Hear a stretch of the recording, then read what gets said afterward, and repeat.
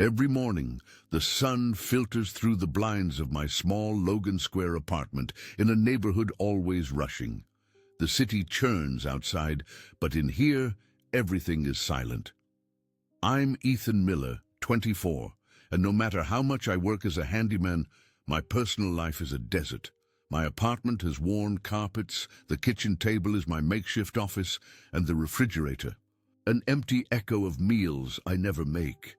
I feel like my existence revolves around the routine of fixing what's broken in other people's lives, without anyone realizing how much I myself need fixing. Today, my destination is Sophia Hayes's penthouse. Whenever I think of her, a mix of admiration and fear engulfs me. Sophia is a respected executive, revered at the office, and her presence is like a storm you don't see until it arrives. She is the image of perfection, impeccable suits, neatly aligned hair, yet something both draws me in and pushes me away. To imagine that I, a simple handyman, could be part of her life seems like a distant dream. When I arrive at her building, I feel the pressure in my chest. The elevator seems to carry not just my body, but all the expectations I place on this visit. The apartment door opens, and for a moment, the sight of Sophia leaves me speechless. Her eyes are tired, and even with impeccable makeup, the exhaustion is visible in her features. A forced smile appears on her face when she sees me, and I immediately slip back into the submissive worker's role. "Hi, Ethan.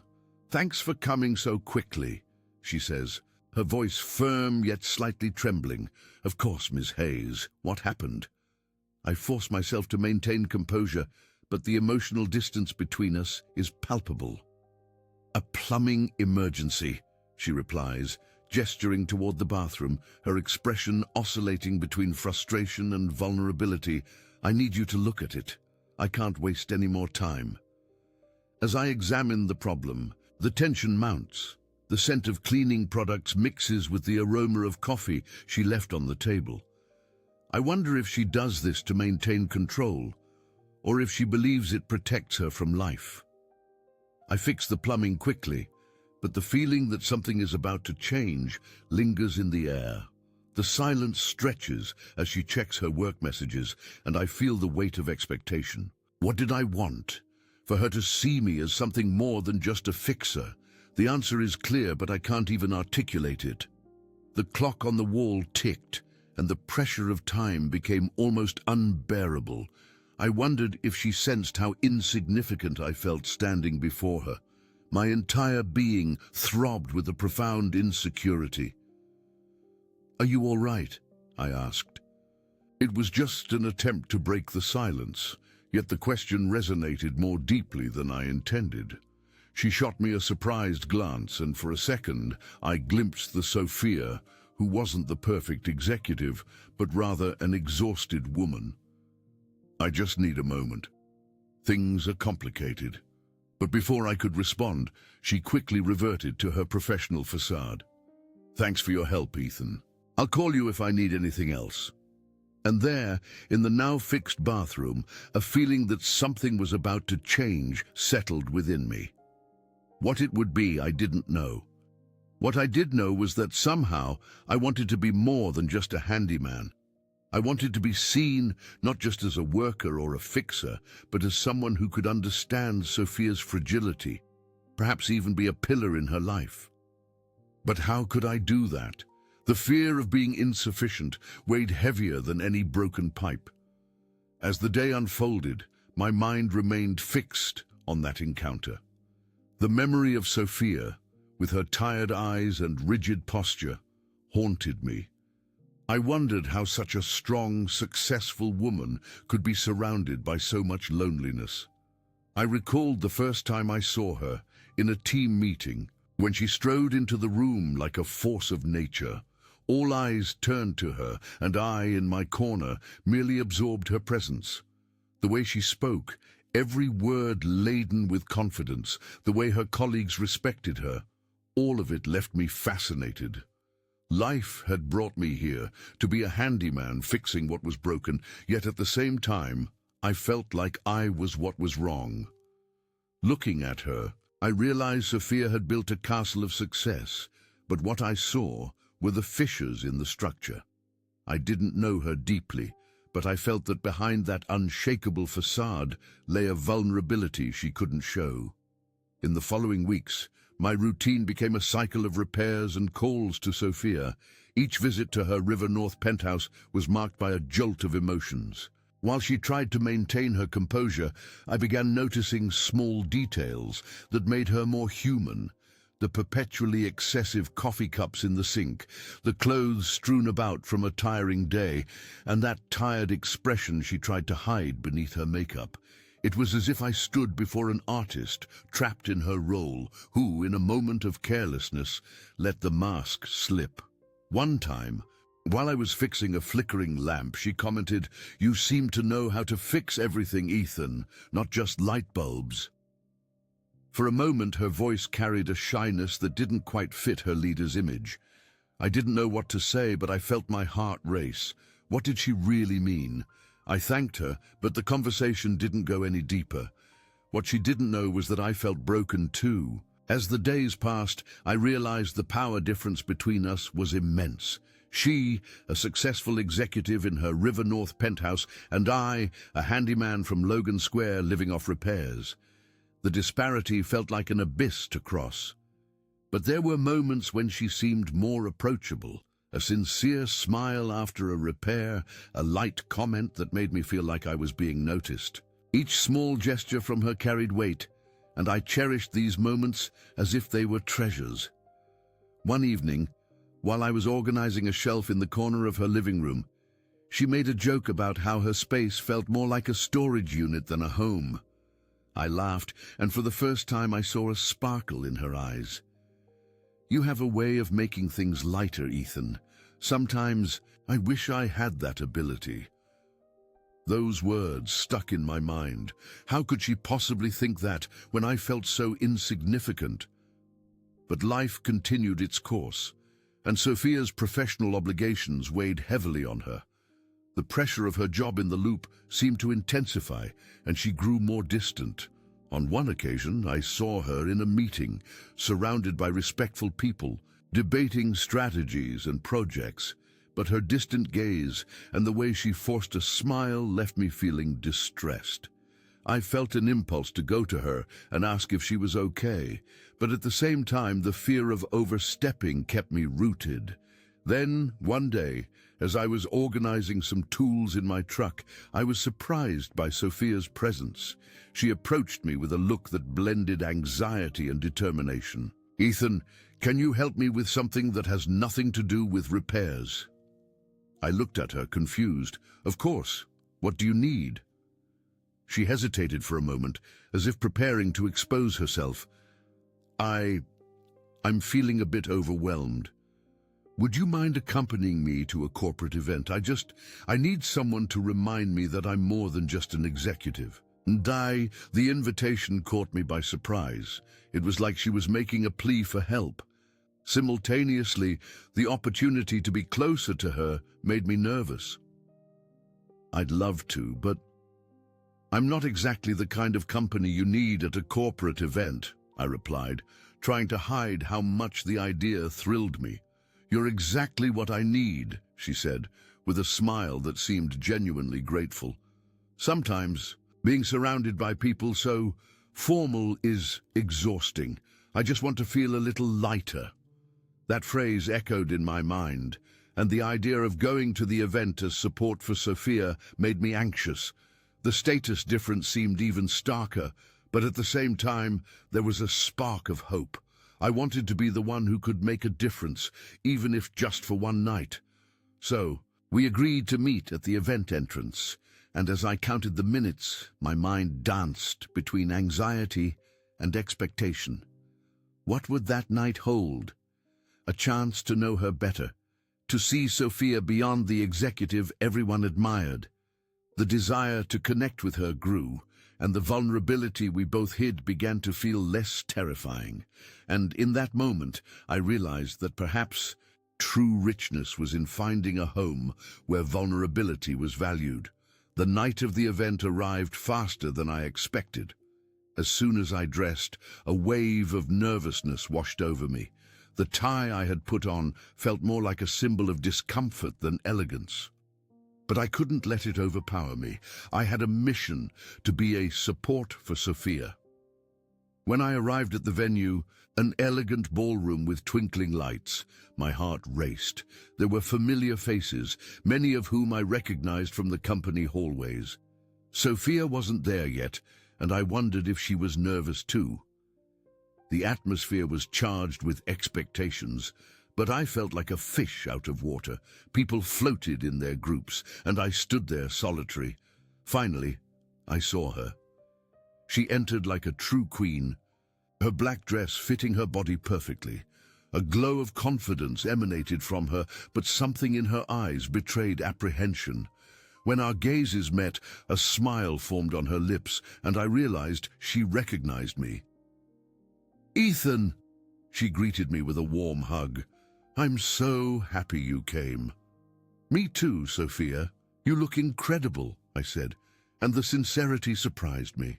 The connection between us felt palpable, but the atmosphere was still full of formalities. As the night progressed, I tried to adapt. Sophia moved with ease, chatting with colleagues and superiors, but I noticed the effort she made to maintain the appearance of control.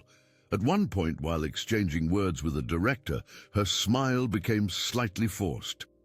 "Shall we grab something to drink? You must be tired," I suggested, trying to pull her into a lighter conversation.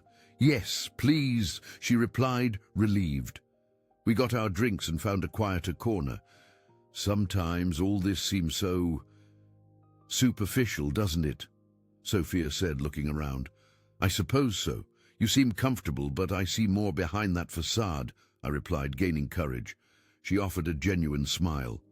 "You understand me more than I expected, Ethan. Truth is, I feel like a face in this sea of people. Pressure is constant. It's hard to be myself." "I feel that way sometimes too," I confessed, and sincerity united us. It felt like unknown territory, vulnerability no longer taboo, but a bridge. Minutes became hours. Shared laughs, exchanged glances, broke barriers. Sophia shared work challenges. I spoke of routine's loneliness. Our different worlds began to intertwine. In an intimate moment, she leaned my way. "You make me feel more authentic, more free. I'm starting to wonder if I can be more than expected," she said, voice low with emotion. My heart raced. That sincerity was unexpected. Then, on impulse, I leaned in. Our lips met in a soft, hesitant kiss. The world disappeared. Her touch was electrifying, a balm for loneliness we carried. When we pulled apart, surprise and joy took over. Sophia looked at me, a gleam in her eyes reflecting astonishment and hope. "What was that?" she asked, a nervous smile forming. "I don't know, but it was incredible," I replied, still dazed. Tension changed. Now something deeper was in play. "We have to be careful," she said, seriousness returning. "Things could get complicated." "I know," I said, "but maybe this is what we need. Authenticity in our lives." The conversation took a new turn, formality dissolving with each word. The rigidly staged corporate event became a space we could truly be ourselves. As guests danced and conversed, we focused on the new reality forming, where vulnerability and dreams intertwined into something beautiful and terrifying. This night, which began with insecurities and formalities, became a landmark, a step towards an uncertain future, but full of possibilities.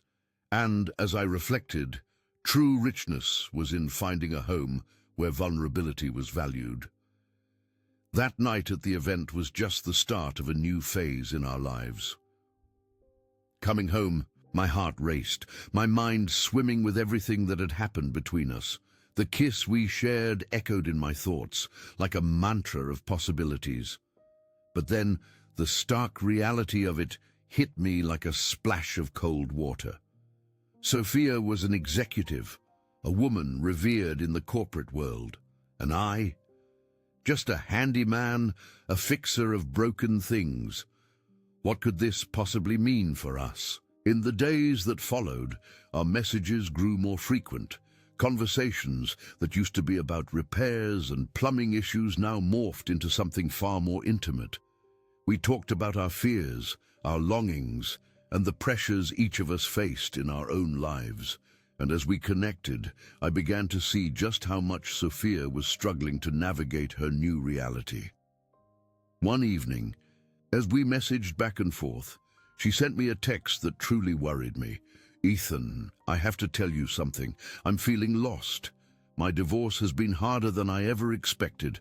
I'm fighting to keep up this image of a successful professional, but inside, I feel completely shattered." Those words felt like a punch to the gut. I could understand her pain, but I didn't know how to help her.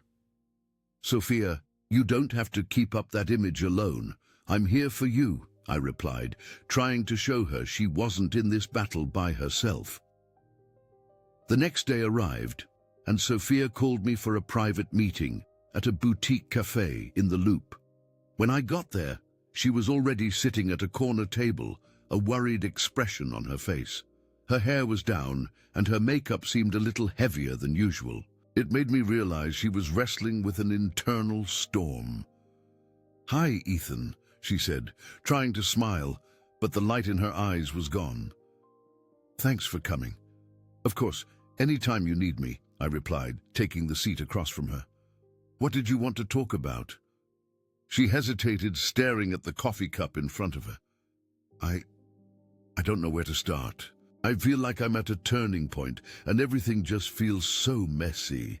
Before I could respond, she began talking about her divorce, as if shedding a weight that had been crushing her.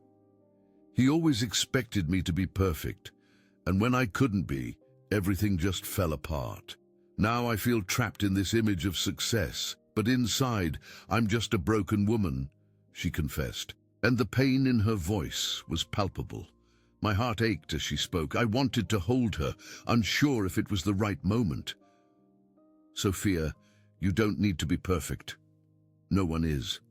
And I admire you for the woman you are, not for the titles you carry," I said to encourage her. "Vulnerability can be a strength, not a weakness."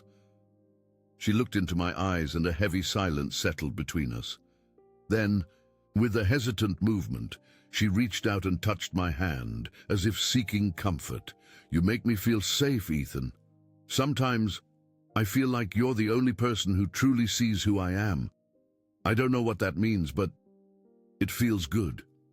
In that moment, I realized the connection between us went beyond what I had imagined. It might not have just been an escape for her, but a chance to truly open up and find someone who understood her. The fear of losing this connection spread through my chest, and as much as I wanted to be the support she needed, I also wondered if I was enough for her. What would happen when the spotlight faded and reality returned? That night, returning home, I felt closer to Sophia than ever, but also more insecure. The vulnerability she had shown me made me realize we were both broken, fighting personal storms. And just like her, I feared that when the clouds cleared, there'd be nothing solid between us. In the following days, our meetings became more frequent. Sophia called me for impromptu dinners at her River North penthouse or walks in Lincoln Park. With each interaction, I saw more of the woman behind the executive, but the pressure of keeping our relationship secret began to weigh. It was as if we were living in a parallel world where we could be ourselves, but there was the constant reminder the world outside wouldn't easily accept this connection. On one of those evenings, as we prepared a simple dinner together, she looked at me with a shy smile. "You know, Ethan, I truly don't know what to do with all of this. It's like I'm in a maze and can't find my way out." I paused, watching the kitchen light cast soft shadows on her face. "What do you fear most? What people will think, or what you truly want?" I asked, trying to read her. "Both, really. What if I decide to leave everything behind and move forward? What if, in the end, this isn't what I want?" Sophia asked, the vulnerability in her voice reflecting her internal conflict. Sometimes, the hardest path leads to the best rewards. You have to ask yourself if you're happy like this. If not, maybe it's time to redefine what that means for you, I replied, trying to offer some clarity. But in my heart, the weight of that decision pressed heavily.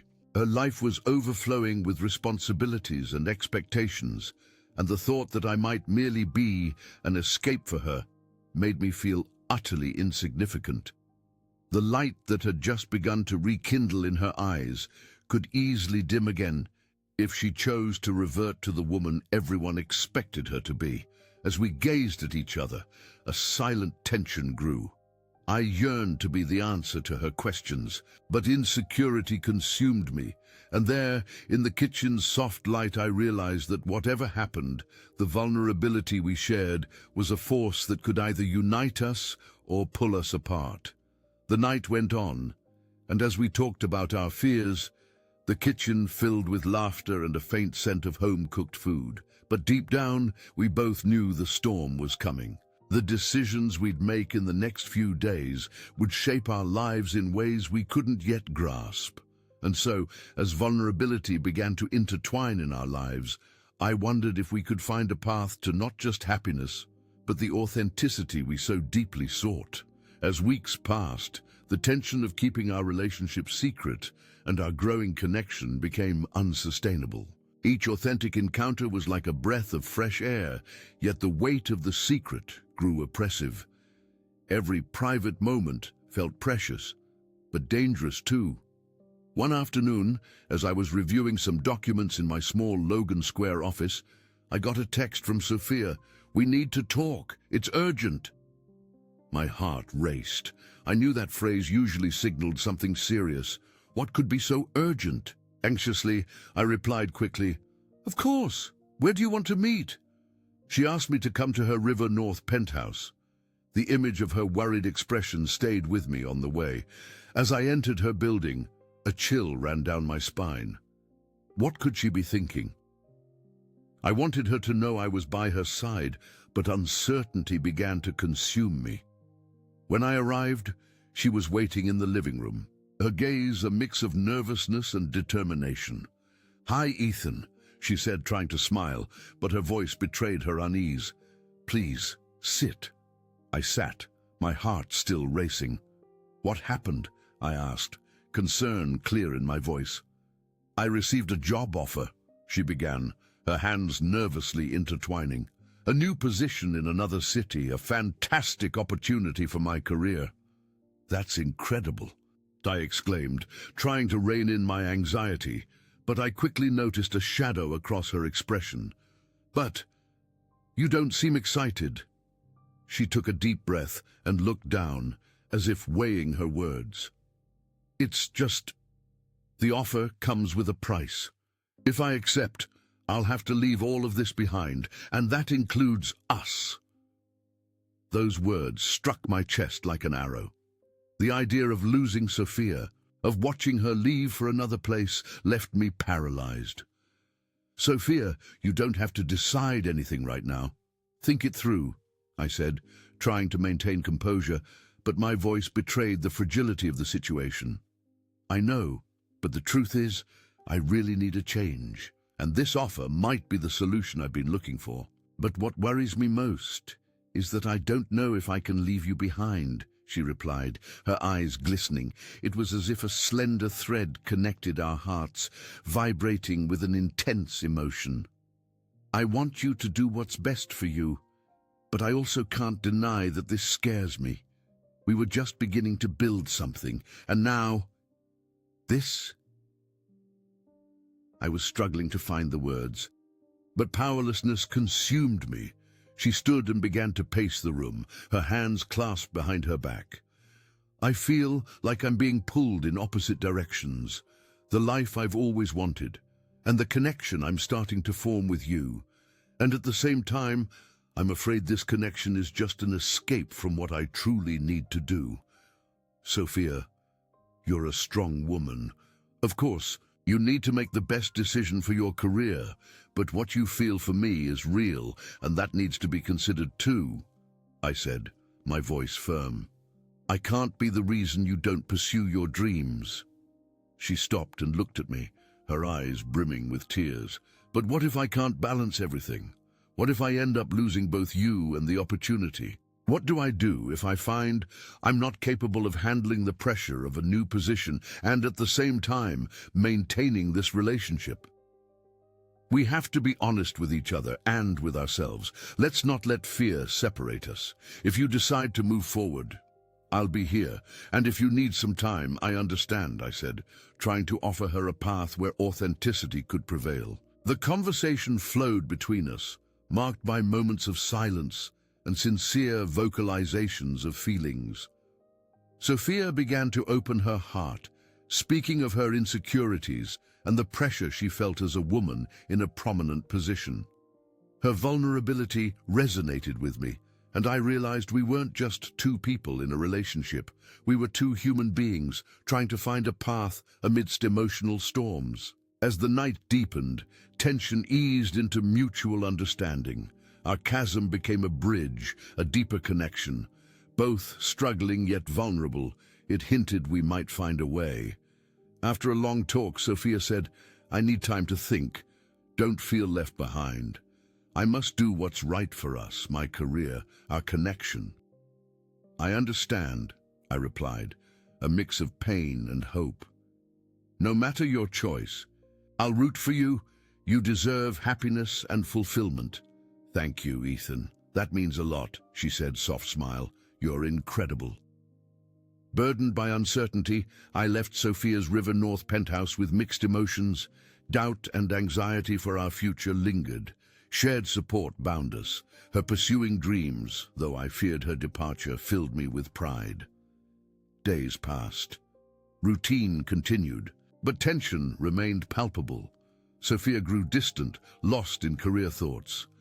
I too was caught in a cycle of worries, fearing our connection's loss. Life, I didn't know, had its own plans. One day, leaving home, Sophia texted, asking to meet. My heart leaped. What would she say? A new conversation felt both thrilling and terrifying. At the boutique cafe in the Loop, I saw Sophia, resolute. She smiled when she saw me. Hi, Ethan. Thanks. Of course. What happened? I asked, trying to read her face. I've made a choice, she said, soft but firm. I won't take the offer. I want to focus on my life here. You are important. My heart raced. Seriously, you're sure? Yes. I won't give up on something real. I choose you. Then everything clicked. Fear, uncertainty, vulnerability, all transformed into a new beginning. There, in the cafe, as morning light filtered, I realized true wealth wasn't positions or achievements, but valuing human connections and openness. Looking into Sophia's eyes, I knew we were ready for anything. Together, Sophia's decision to not take the job offer brought a wave of relief and joy I hadn't expected to feel. Those words, I choose you, echoed in my mind like a whisper of hope. The boutique cafe in the Loop where we sat seemed brighter, the surrounding conversations softer. It was as if, by choosing to stay, Sophia was also choosing a new path for both of us. I felt a new surge, a courage that had once seemed distant, yet the reality of our situation began to settle in. There were no guarantees that the world outside would accept our relationship, and the pressure to keep our professional lives separate from our personal lives still existed. As I reflected on this, a subtle worry nestled in my chest. Would this connection be strong enough to face the challenges ahead? In the following days, we decided it would be better to be more open about our relationship, at least with those closest to us. Sophia spoke with one of her best friends, Chloe Davis, who supported her unconditionally. For me, telling my friends was more complicated. The fear of judgment and disapproval made me hesitate. One evening, as we were cooking together, a ritual that was starting to become our tradition, I decided to bring up the subject. Sophia, have you talked to anyone about us yet? And what about me? I don't know how to approach this with my friends. What do you think? She paused and looked at me, her gaze pondering the question. I think we need to be brave. If we're together, we shouldn't hide it. Why are you afraid of what they'll think? Because I'm just a handyman and you're a successful executive. It might seem strange to them, I replied, the insecurity evident in my voice. Ethan, the people who truly care about you will support your happiness. And as for what we do, that doesn't define who we are. I'm not just Executive Sophia, I'm also the woman who chose to love you, and that's what matters, she said, her determination inspiring me. We decided it was time to face our fears. That same week, we organized a dinner with mutual friends. We wanted it to be a casual gathering, but anxiety was present like a shadow. As the guests arrived, I felt my heart in my throat. Sophia seemed calm, but I knew that deep down, she was nervous too. The dinner began with light conversations, laughter, and good food.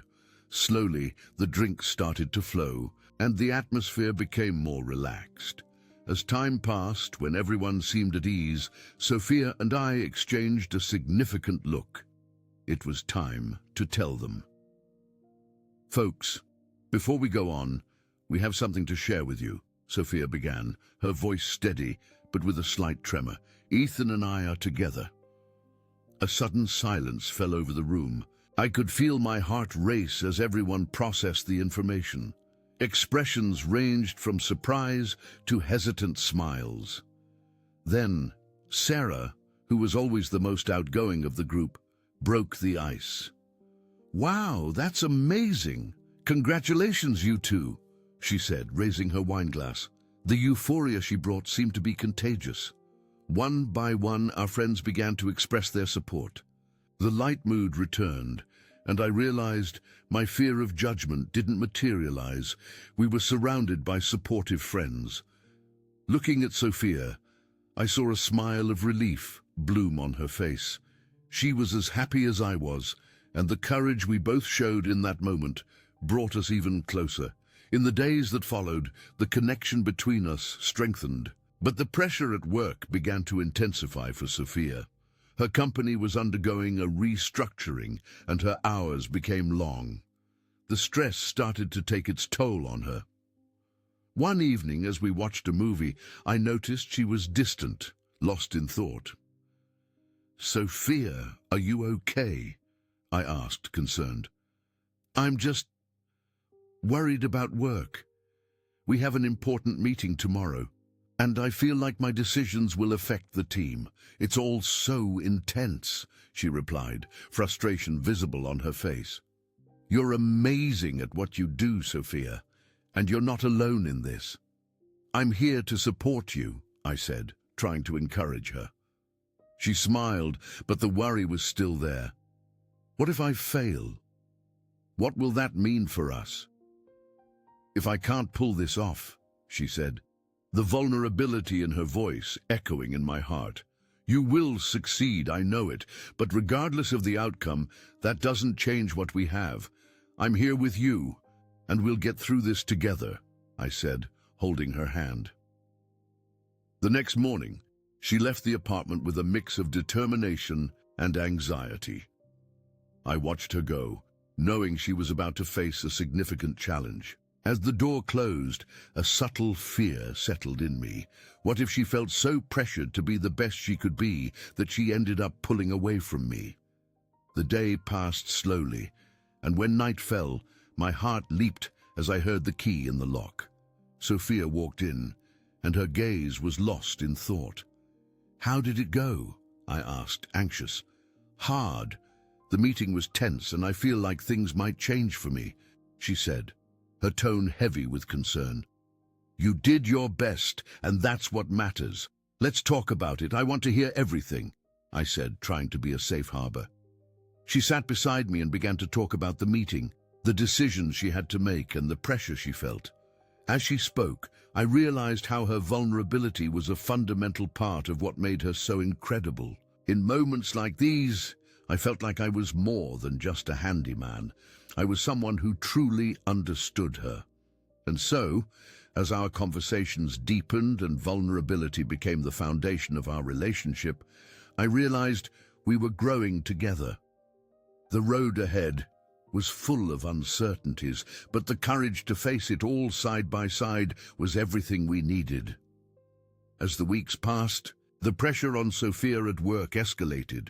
While she dealt with the company changes, the reality of our relationship also began to manifest in unexpected ways. The support that once seemed sufficient now felt limited. Seeing her so immersed in her responsibilities, I couldn't help but worry about the space I occupied in her life. One evening after a long day, Sophia arrived home looking utterly exhausted. I greeted her with a tight hug, but she didn't seem to share my enthusiasm. "Hi, Ethan," she said, her voice weary. "Sorry, I'm just so tired. Today was a heavy day. Do you want me to make you something to eat?" I asked, trying to ease the tension in the air. "Yes, please," she replied, as she sank onto the couch, trying to compose herself. I went to the kitchen and started preparing a simple dinner, but looking at the empty space around me, uncertainty began to consume me again. I wondered if what we were building was strong enough to withstand the pressure. During dinner, I noticed Sophia was distracted, her hands nervously playing with her fork. "Sophia, are you feeling okay?" I asked, trying to break the silence that had settled between us. "I just keep thinking about how everything is changing at work," she replied. "Things aren't easy, and I feel like I'm losing control. Yesterday, a colleague asked if I was still focused, and it got me thinking, what happens if I fail?" "You won't fail. You're an incredible professional. Remember, you don't have to carry this alone. I'm here." I tried to encourage her, but the words felt insufficient. She looked at me, her eyes full of insecurity. "What if I lose myself in this process? What will happen to us? You're so important to me, but I don't want to drag you into this mess." Those words hit me like a punch to the gut. "Sophia, you can't think like that. I'm here because I want to be. I want to support you. But I also need you to let yourself be vulnerable with me. We can't build something real if you don't share this with me." She took a deep breath, and I saw a flicker of determination in her eyes. "You're right. I'm scared to open up, to show the parts that don't work, but I need to try." The following days were marked by deep conversations, where we both began to explore what it truly meant to be together amidst challenges. Each dialogue brought us closer as we shared hopes and fears. One evening, we decided to take a walk in Lincoln Park. The sky was clear, and the stars shone brightly. It was a peaceful moment, and we walked side by side, lost in our thoughts. "Ethan, I want you to know you make me feel alive. Your presence gives me strength, but at the same time I feel like I'm pulling you down with my stress," she said, her vulnerability evident in her voice. "You're not pulling me down, Sophia. You inspire me. The pressure you feel isn't easy, but together we're stronger. We don't need to be perfect, we just need to be real," I replied, taking her hand. She stopped, looked into my eyes, and smiled. "You're incredible at making me feel this way. I want to fight for us and for what we're building, and I promise I'll try to open up more." In the days that followed, things didn't magically change, but Sophia's willingness to communicate gave me hope.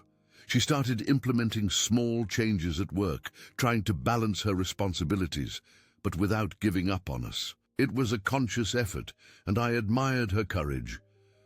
One night, as we lay in bed, Sophia sighed. "You know, I realize that true strength doesn't come from not feeling fear, but from facing that fear, and you've been such an important part of my journey," she said, looking at the ceiling. "And you in mine.